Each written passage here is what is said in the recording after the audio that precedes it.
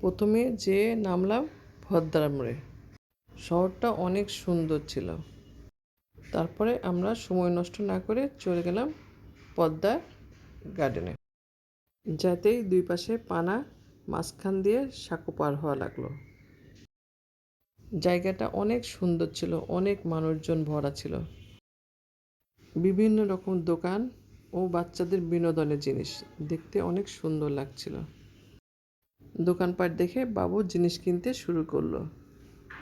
ততক্ষণ আমরা আশপাশ ঘুরে দেখলাম। আসলে অনেক সুন্দর ছিল জায়গাটা। ঘোরাঘুরি শেষে আমরা পৌঁছে গেলাম পদ্মার চরে।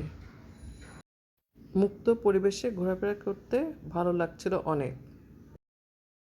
পানি দেখতে বাবু চলে গেল পানির মধ্যে। সব শেষে আমরা পৌঁছে গেলাম কাচ্চি ভাইয়ের ওখানে। খাওয়া দাওয়া শেষ করে বাসার উদ্দেশ্যে আমরা রওনা হলাম।